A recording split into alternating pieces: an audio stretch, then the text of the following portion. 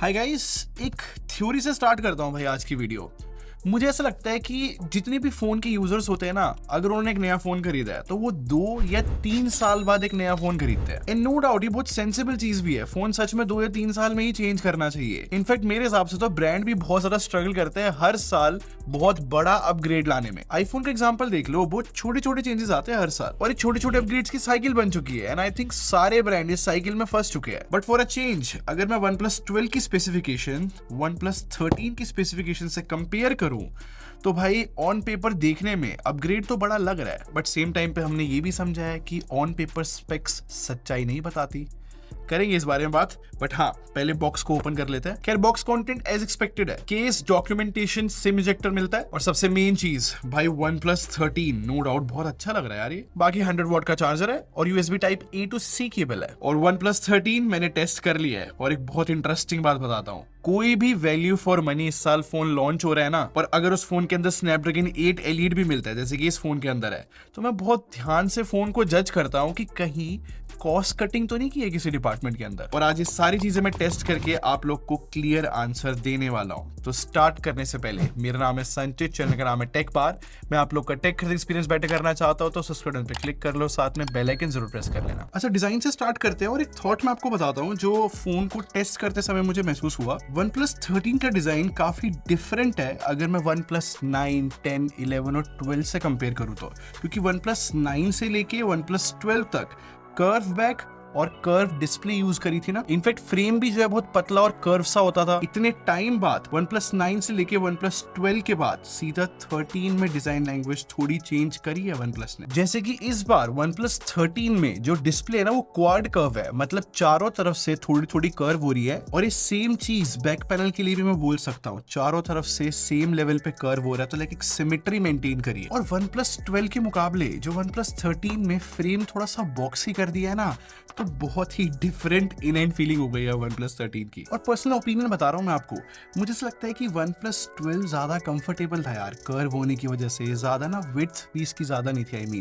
मतलब चौड़ा नहीं था फोन। बट OnePlus 13 ज्यादा चौड़ा फील होता है, थोड़ा सा अनकंफर्टेबल है OnePlus 12 के मुकाबले। और बैक पैनल की बात करूँ इसके तो बहुत डिफरेंट फिनिश है। नो डाउट ये ब्लू कलर काफी कूल लग रहा है, बट पता है क्या मटेरियल यूज करा है? Vegan leather. और ये कोई नॉर्मल वीगन लेदर नहीं है। OnePlus का कहना है कि ये माइक्रोफाइबर वीगन लेदर है, जो कि OnePlus के हिसाब से हाई एंड फर्नीचर या फिर कार्स में यूज होता है। खैर इन सब चीजों को मैं कंफर्म तो नहीं कर सकता, बस इतना बता सकता हूँ कि ये जो वीगन लेदर यूज हुआ है नो डाउट बहुत अच्छा है टच करने में। और इससे भी अच्छा तो मेरे को ये डुअल टोन फिनिश लगी है जो कि व्हाइट और ब्लू कलर के अंदर है। नो डाउट भाई फोन को एक थोड़ा यूनिक फैक्टर दे देता है। और फाइनली OnePlus ने जो है IP रेटिंग इंप्रूव कर दी भाई। इसमें IP68 और IP69 रेटिंग है। बाकी OnePlus 12 की तरह इस बार भी जो है Type-C 3.2 यूज हुआ है और पहले की तरह अलर्ट स्लाइडर भी मिलता है, बहुत अच्छा लगता है मेरे को। एयर ब्लास्टर भी मिलता है। बट एक चीज नहीं कर दी जो कि मेरे हिसाब से बहुत अच्छा मूव है, कि अब OnePlus 13 eSIM सपोर्ट करता है। पहले OnePlus 12 eSIM सपोर्ट नहीं करता था। और मैं टेस्ट कर रहा था OnePlus 12 और OnePlus 13 के स्पीकर्स। पता है मुझे क्या फील हुआ मल्टीपल गाने सुनने के बाद? OnePlus 12 के स्पीकर ज्यादा लाउड थे, बट OnePlus 13 के स्पीकर में ज्यादा बेस है। अब बेसी स्पीकर ज्यादा अच्छे होते हैं या फिर लाउड, वो थोड़ी पर्सनल चॉइस हो जाती है। जैसे कि मुझे बेस ज्यादा पसंद है क्योंकि वो ज्यादा फुल साउंड करते हैं स्पीकर जिसमें बेस होता है। बहुत इंटरेस्टिंग बात है यार, OnePlus हैप्टिक फीडबैक को कितना सीरियस लेता है। मतलब हमेशा से OnePlus के फोन में बहुत अच्छा हैप्टिक फीडबैक मिला है। OnePlus 12 में भी था।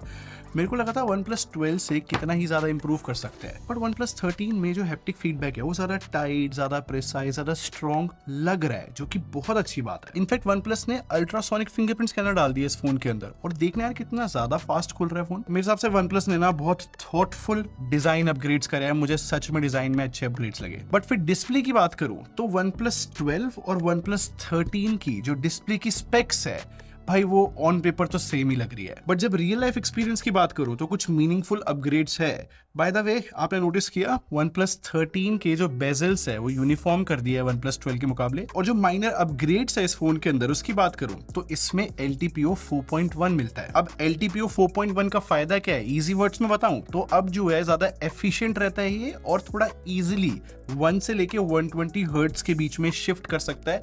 ये मतलब किसी यूजर को फील नहीं होगा, बट एक अच्छा टेक्निकल अपग्रेड ही होता है। और स्पेशली मैं डिस्प्ले प्रोटेक्शन के बारे में जरूर समझाना चाहूंगा। अब देखो इस बार OnePlus ने जो है सिरेमिक गार्ड नाम से प्रोटेक्शन यूज करी है डिस्प्ले के अंदर। मैंने OnePlus से पूछा कि एग्जैक्टली में ये सिरेमिक गार्ड है क्या, तो OnePlus का कहना है कि ये सिरेमिक और ग्लास के बीच का एक मटेरियल है, और तो और OnePlus का कहना है कि गोरिल्ला ग्लास विक्टस 2 से ज्यादा प्रोटेक्शन देगा। अब मैं इस चीज को लेके डाउटफुल हूँ भाई। ऑब्वियसली जब भी ब्रांड ऐसे बड़े बड़े क्लेम करता है ना, क्या तो वो सच निकलते हैं, क्या तो वो एकदम अपोजिट होती है बात। तो मैं लॉन्ग रन में ही बता पाऊंगा कि ये कितना स्ट्रॉन्ग है। बट मेरे हिसाब से सबसे मीनिंगफुल अपग्रेड इस डिस्प्ले में पता है क्या है? आपको पता है भाई कि OnePlus की जो है रिसेंटली काफी ज्यादा बदनामी हो गई थी ग्रीन लाइन की वजह से। सच में जो है OnePlus के फोन्स में बहुत ज्यादा ग्रीन लाइन आ रही थी। खैर OnePlus ने जो है इन चीजों को फिक्स किया भी था, बट इस फोन के साथ इन्होंने इतना बड़ा क्लेम किया है कि लाइफ टाइम वारंटी है इस डिस्प्ले की। अगर कभी भी ग्रीन लाइन इशू आता है, डिस्प्ले रिप्लेस हो जाएगी। अब लाइफ टाइम के लिए इतना बड़ा क्लेम करना, वो भी फ्री में, नो डाउट बहुत इंटरेस्टिंग मूव है। देखते हैं भाई फ्यूचर में कि कितनी ज्यादा ऐसी प्रॉब्लम आ सकती है, और आती है तो कैसे फिक्स होती है। बाकी इस फोन की ब्राइटनेस बिल्कुल सॉर्टेड है भाई। 1600 निट्स जो है इसका हाई ब्राइटनेस मोड है, तो डायरेक्ट सनलाइट में सही दिख रही है डिस्प्ले, और 4500 निट्स की पीक ब्राइटनेस है, तो HDR कंटेंट भी अच्छा दिख रहा है। अब बैटरी डिपार्टमेंट की बात कर लेते हैं। इस बार जो है OnePlus ने 6000 mAh की बैटरी डाली है। 50 वॉट की वायरलेस चार्जिंग ये फोन सपोर्ट करता है। इनके स्वर्ट मेरे को जो है OnePlus ने यहाँ पर 50 वॉट का वायरलेस चार्जर भी भेजा हुआ है। बहुत छोटा है भाई, अच्छी चीज है ये। बट इस वायरलेस चार्जिंग की कुछ चीजें यार थोड़ी सी वियर्ड है, समझाता हूँ। देखो ये जो वायरलेस चार्जर है ना, इसमें मैग्नेट्स लगी हुई है, ये देखो मैग्नेट काम भी करती है अच्छी। बट प्रॉब्लम ये है कि OnePlus 13 के बैक पैनल में कोई मैग्नेट नहीं है। अगर मैं इसको लगाता हूँ ये नहीं चिपक रहा। बट वियर्ड बात ये है कि अगर मैं एक आईफोन के साथ इसको ट्राई करूँ तो आईफोन से स्टिक हो रहा है। अब OnePlus 13 पे ये वायरलेस चार्जर स्टिक हो, उसके लिए ये कवर खरीदना पड़ेगा जो कि इस पे लगेगा और तब ये स्टिक हो जाएगा। अब मैं ये नहीं कह रहा कि विदाउट केस जो है वायरलेस चार्ज नहीं होगा, बट ये ठीक से सेट नहीं बैठेगा। ये बहुत ध्यान से रखना पड़ेगा फोन विदाउट केस। बट एक बहुत कूल फीचर है इस वायरलेस चार्जर के अंदर कि इसमें फैन भी है, तो अगर आप वायरलेस चार्जिंग कर रहे हो और साथ में गेमिंग भी कर रहे हो तो ये फोन को ठंडा रख सकता है। तो नो डाउट बहुत कूल एक्सेसरी है भाई। और मैंने क्रॉस चेक भी किया है, सच में जब फैन चलता है तो बहुत ठंडा सरफेस हो जाता है इसका। बाकी जो वायर्ड चार्जिंग भी है वो भी 100 वॉट की है, काफी फास्ट ही है, तो बेसिकली बैटरी डिपार्टमेंट में बहुत सही काम किया है। बट अगर मैं सॉफ्टवेयर की बात करूं तो इसमें ऑक्सीजन OS है, एंड्रॉइड 15 पे बेस्ड है, और नवंबर का सिक्योरिटी पैच अपडेट है इसमें। और OnePlus का कहना है कि 4+6 ईयर्स के अपडेट्स इस फोन को मिलेंगे। स्ट्रेट एक बात बोलूं, कोई भी इस फोन को अगर फर्स्ट टाइम बूट करेगा और यूज करेगा, सबसे पहले वो इस फोन की एनिमेशंस या फिर ओवरऑल स्मूथनेस की बात करने वाला है। मतलब मुझे नहीं पता OnePlus ने क्या किया है, बट एक्स्ट्रा स्मूथ कर दिया भाई अपने सारे फोन्स। और हर जगह पे UI में प्रीमियम टच देखने को मिल जाता है। मैं तो ये भी कंफर्म कर सकता हूँ कि चाहे फिर ऐप ड्रॉअर ओपन करो, ये नोटिफिकेशन पैनल, हर जगह पे थोड़े प्रीमियम टच मिल रहे हैं। और ऑनेस्टली ये सेम बात है मैं Realme, Oppo और OnePlus तीनों के लिए बोल सकता हूँ। मैंने आप लोग को बताया भी था जब मैंने Realme का फोन अनबॉक्स करा था कि लॉक स्क्रीन कस्टमाइजेशन फैंटास्टिक कर दी है भाई, जो कि OnePlus 13 के लिए भी सेम बात बोलूंगा। आप खुद देखो, ऑलवेज ऑन डिस्प्ले से लॉक स्क्रीन की ट्रांजिशन, और उसके बाद जब फोन अनलॉक होता है, कमाल की लगती है ये ट्रांजिशन। और आई थिंक अब है ना OnePlus ने अपनी आइडेंटिटी वापस ढूंढ ली है। मतलब जब कलर OS और ऑक्सीजन OS आपस में मर्ज हुई थी तो ऑक्सीजन OS थोड़ी गायब हो गई थी, मतलब OnePlus की पहचान थोड़ी गायब हो गई थी। शायद आपको पता भी हो, पहले OnePlus के फोन्स में अगर कैलकुलेटर के अंदर OnePlus हम लिखते थे और इक्वल्स टू पे क्लिक करते थे तो नेवर सेटल की एनिमेशन आ जाती थी। बहुत कूल लगता था यार मेरे को ये। पिछले कुछ टाइम से OnePlus ने करना बंद कर दिया था, बट जब से लेटेस्ट ऑक्सीजन OS आई है मैंने देखा भाई अब कैलकुलेटर ऐप में काम कर रहा है सेम चीज। बाकी हर एक फ्लैगशिप फोन की तरह इस फोन में भी AI फीचर्स है, जैसे कि AI राइटर मुझे बहुत अच्छा लगा। अगर मैं कोई भी मैसेज टाइप करता हूँ और मैं चाहता हूँ कि इसकी ग्रामर ठीक हो जाए तो वो पॉसिबल है। इनफैक्ट इस AI राइटर में मैसेज कंपोज भी करा सकते हैं। और बाकी जितनी भी अच्छी AI फीचर्स है ना दूसरे फोन में, जैसे कि Gemini लाइव या फिर सर्कल टू सर्च, वो इस फोन में भी है। बट फाइनली परफॉर्मेंस के बारे में बात करते हैं भाई, क्योंकि Snapdragon 8 Elite हमने देखा है कि भाई कितना केपेबल प्रोसेसर है यार ये। और मेरे पास जो वेरिएंट है वो 16GB रैम और 512GB स्टोरेज के साथ आता है। अब OnePlus 13 की परफॉर्मेंस को मैंने OnePlus 12 से कंपेयर किया। जैसे कि बेंचमार्क्स की बात करूं तो यहाँ पर तो बहुत बड़ा अपग्रेड लगता है भाई, मतलब अच्छे खासे नंबर्स है OnePlus 13 के OnePlus 12 के मुकाबले। बट अगर प्रैक्टिकल टेस्टिंग की बात करूं ना तो यार मतलब पिछले साल तक सबसे हैवी गेम जेंशन इम्पैक्ट मानते थे भाई हम टेस्टिंग के लिए, जिसमें पता लग जाता था कितना केपेबल प्रोसेसर है। बट यार 2025 में जब से स्नैपड्रैगन 8 एलीट आया है मुझे और हेवी गेम्स ढूंढने पड़ेंगे। तो मैंने विदरिंग वेव्स तो ऐड कर ही दिया है, साथ में कॉल ऑफ ड्यूटी वॉरज़ोन भी ऐड किया है, और एक और बहुत इंटरेस्टिंग गेम मिला है जो कि सीधा पीसी से पोर्ट हुआ है, जिसका नाम है ग्रिड लेजेंड्स डीलक्स एडिशन। देखो OnePlus 12 के एग्जांपल से बता देता हूँ। विदरिंग वेव्स और जेंशन इम्पैक्ट जैसे हेवी गेम्स ना OnePlus 12 और OnePlus 13 दोनों बहुत सही हैंडल कर लेते हैं 60 FPS पे। बट ये जो मैंने गेम बताया ना ग्रिड लेजेंड्स, अब ये गेम मैंने OnePlus 12 और OnePlus 13 दोनों में खेला और दोनों फोन जो है 40 FPS के अराउंड चला पा रहे थे। एंड नो डाउट इस गेम की ग्राफिक्स ऑलरेडी बहुत अच्छे हैं, but OnePlus 13 slightly better graphics लेकर आ रहा है। बट लास्ट अगर मैं COD वॉरज़ोन की बात करूं तो भाई ये अकेला गेम है जो कि मतलब बहुत ही ज्यादा कैपेबिलिटीज दिखा देता है कि प्रोसेसर कितना अच्छा है, और ये गेम OnePlus 12 में 40 या 20 के बीच में ही FPS ला पा रहा है। बट डिफरेंस देखना, अब जब मैंने ये गेम OnePlus 13 में खेली तो 80 से 120 FPS के बीच में मुझे मिल रहे थे।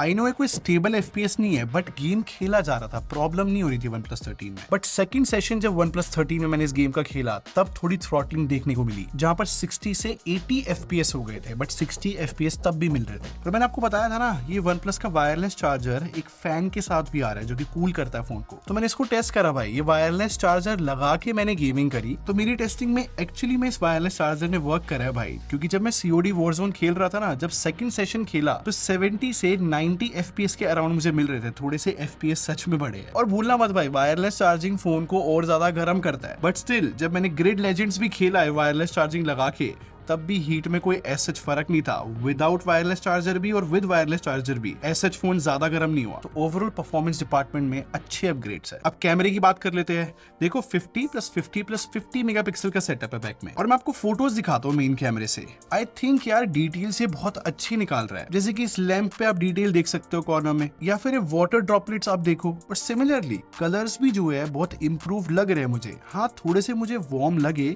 बट स्टिल एक्यूरेट बोले जाएंगे। और जब लो लाइट में मैंने पिक्चर्स क्लिक करी ना, तब भी मैं कह सकता हूँ HDR बहुत अच्छा है इसका। बट मैंने ये भी नोटिस किया है कि कभी कभी ये फोन जो है थोड़ी ब्राइट फोटोज खींचने की कोशिश करता है, क्योंकि शेडोज में थोड़ी सी नॉइज थी। बट एक प्रॉब्लम है भाई इस फोन के अंदर, जब भी लो लाइट से मैं फोटोज खींच रहा था ना, तो 4 में से 3 फोटोज आउट ऑफ फोकस आ रहे थे। तो डेफिनेटली ये चीज OnePlus को फिक्स करनी पड़ेगी। और पर्टिकुलरली ह्यूमन शॉट्स की बात करूं तो मैंने देखा है यार, कैसी भी लाइटिंग सिचुएशन हो अच्छी डिटेल्स आ रही है और स्किन टोन भी एक्यूरेट रहती है। बट जो पोर्ट्रेट मोड है ना, उसकी प्रोसेसिंग थोड़ी डिफरेंट है, जो कि मुझे बहुत अच्छी लगी, जिसमें कॉन्ट्रास्ट ज्यादा ऐड हो जाता है, और सरप्राइजिंगली जो डिटेल्स है वो और ज्यादा शार्प हो जाती है, और सेम टाइम पे जो स्किन टोन भी वो थोड़ी सी बूस्ट हो जाती है। तो ओवरऑल अच्छा ही लुक आता है यार। बाकी ब्लर और जो कटआउट है वो तो अच्छा ही आ रहा है। और जो 3x वाला लेंस है उसकी जूम फोटोज मेन कैमरे की तरह अच्छी आ रही है। और एक बहुत इंटरेस्टिंग फैक्ट बताता हूँ OnePlus 13 का, कि इसके किसी भी कैमरे से फोटोज खींचेंगे ना तो शटर स्पीड बहुत बेटर कर दी है। और ये चीज बहुत फायदे में रहती है टेलीफोटो लेंस के लिए,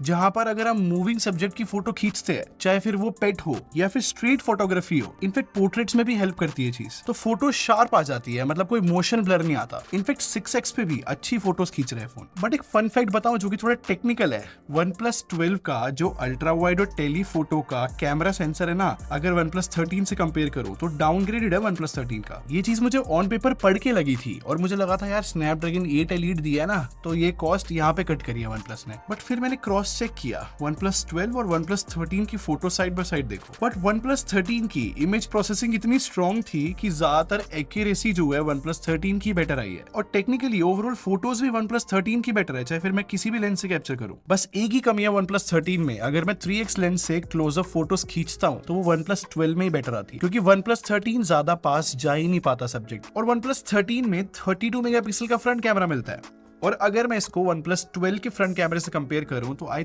थिंक बेटर है। और गाइस पता नहीं कैसे एंड्रॉइड वर्ल्ड में सडनली वीडियो क्वालिटी बहुत इंप्रूव हो गई है। इस फोन की मुझे वीडियो क्वालिटी काफी इंप्रूव लगी है, ना कलर शिफ्ट है, ना ही एक्सपोजर अप एंड डाउन हो रहा है। बहुत अच्छी वीडियो रिकॉर्ड करी है इसने, क्योंकि डिटेल्स भी अच्छी आ रही है और नेचुरल कलर से आ रही है। और ये फोन अकेला नहीं है, मैंने बहुत सारे एंड्रॉइड फोन्स में वीडियो क्वालिटी इंप्रूव होते हुए देखी है इस साल। तो आई थिंक ये बहुत अच्छी चीज हो रही है एंड्रॉइड वर्ल्ड में। तो सारे टेस्टिंग कंपेयर करने के बाद मुझे ऐसा लगता है कि यार अगर मैं OnePlus 13 को OnePlus 12 से कंपेयर करूं ना, तो OnePlus 13 एक अच्छा अपग्रेड है। और जो स्टार्टिंग में मैंने एज्यूम किया था ना कि जो प्रोसेसर स्नैपड्रैगन 8 एलीट इसके अंदर यूज किया है, मुझे लगा था कि OnePlus 13 में कैमरा डिपार्टमेंट में कॉस्ट कटिंग होगी, बट वो भी कोई मेजर कॉस्ट कटिंग नहीं निकली। इनफैक्ट ओवरऑल OnePlus 13 एक बहुत अच्छा डिवाइस निकला। बट फिलहाल मुझे इस फोन का प्राइस नहीं पता, तो वैल्यू फॉर मनी है कि नहीं वो प्राइस आने के बाद ही डिसाइड होगा। खैर प्राइस जो मैं डिस्क्रिप्शन में मेंशन कर दूंगा। आप क्या सोचते हो भाई, मुझे बताना OnePlus 13 के बारे में कमेंट सेक्शन में। बाकी वीडियो पसंद आई हो तो लाइक बटन पे क्लिक कर दो और सब्सक्राइब करके हमारे टेक बार आर्मी को ज्वाइन कर लो। हम लोग क्वालिटी में बिलीव रखते हैं। अगले मिलते हैं। Thanks for watching. Bye bye guys.